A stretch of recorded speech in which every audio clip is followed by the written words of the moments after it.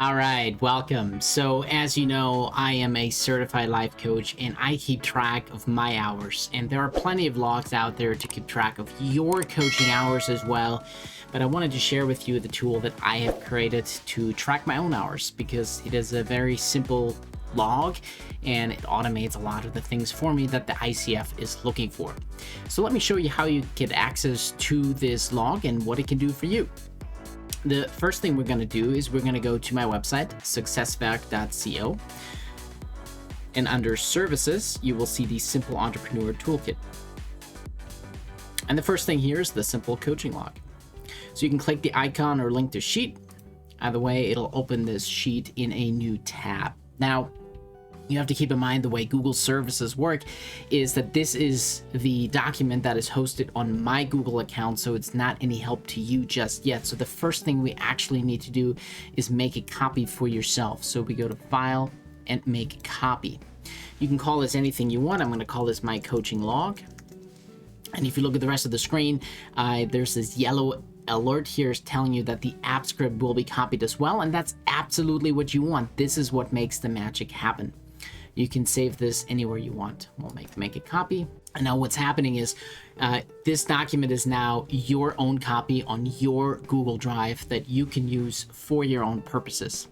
Once this fully loads, the first thing we actually will need to do is enable Google to run the script. By default, for security reasons, Google disallows this script to run and do anything. So the first thing we need to do is give Google permission to run this script on your file. You can do this with any of these items in the menu here. We'll click on Setup the log and see it says Authorization Required. We'll click Continue, of course, because we want to authorize Google to run this. This is my account, so I will click this is the one I use. You use your own Google account. Now on this screen, this blue button is misleading. You do not want to click this. You want to click Advanced. And if you scroll down, you want to say Go to Simple Coaching. So they really add all these additional steps to make sure that you are kept safe. You can look at the script yourself. I'm doing nothing with the script other than move around data and format the sheets to make them look pretty. So this is what it all does. It tells you you want to allow it. Okay. Now that we have that out of the way, you have allowed Google to run the script. We actually want to run the script.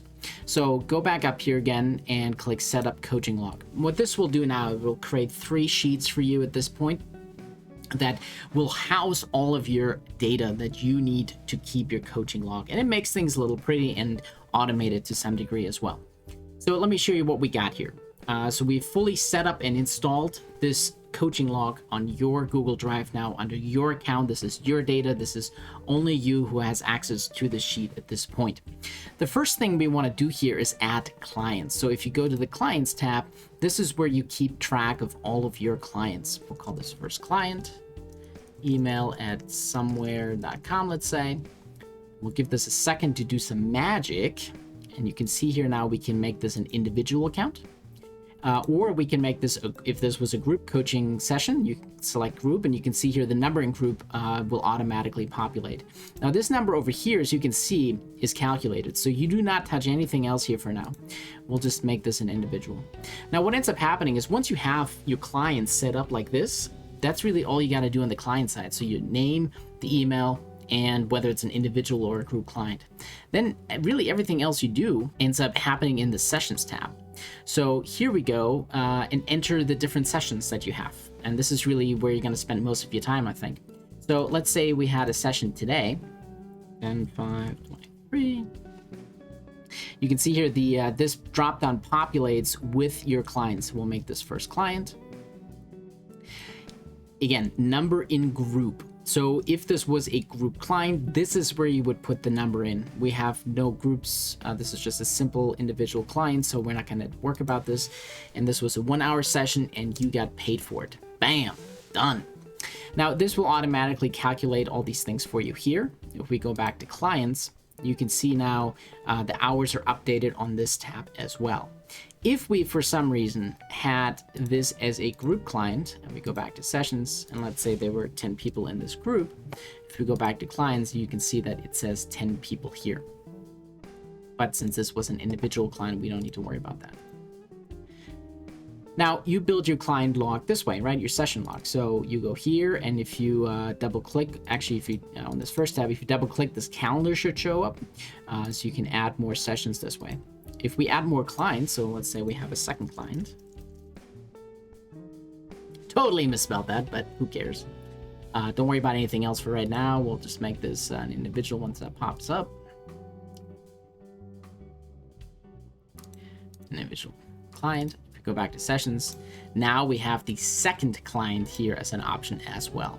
Now, what this will actually do for us in this, let's say what's a 1 hour session, and let's say that was a pro bono session, so we don't check the box here. If we now go to the summary tab, and this may just need a second to load. Actually, the first time you do this, you have to authorize Google here to allow access to the other sheets in the spreadsheet. So we'll allow access, let it do its magic. And what it does, it auto-populates the names, the email address, whether it's an individual, how many people were in the group. It also figures out what the first and last dates were that you had sessions with this client, as well as the hours that you saw this client for. As well as the hours that you saw this client for. So ultimately for ICF, you just have to export this one sheet. But on a day-to-day, you just add your sessions to the second tab. And like I said, if you want clients, you can add them here. One other thing that I added as a functionality here is this credits column. Now, what is credits? So let's say a client paid for 6 sessions right up front. You can keep track of that right in here. So let's say this client paid for 6 sessions. Now you know that they still have sessions that they are credited for, right? So they paid for 6 sessions. You've only had 1 session with them so far. So they still have credits with you for more sessions in the future.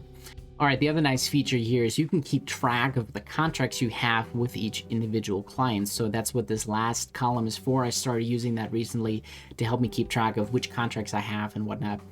So the way to do that is I have a sample contract here on my Google Drive. And if you click share and copy link, and then go back to your contract section here, you can hit Control K or Command K or go to insert link. If you paste the link you just copied from your drive, hit enter, you can click this chip button here at the bottom, makes it real nice, and boom, we have our consent form link now within our client sheet. So if you click on this, you can open this right from here to open your consents that you have for every individual client. So this is a nice little feature that I just recently added for myself to keep track of all the contracts that I have for every client, to keep them all organized right here in this log. So thanks for watching. I hope this was useful. Let me know what you think in the comments below. Like, subscribe, all the usual stuff, and I will see you next time.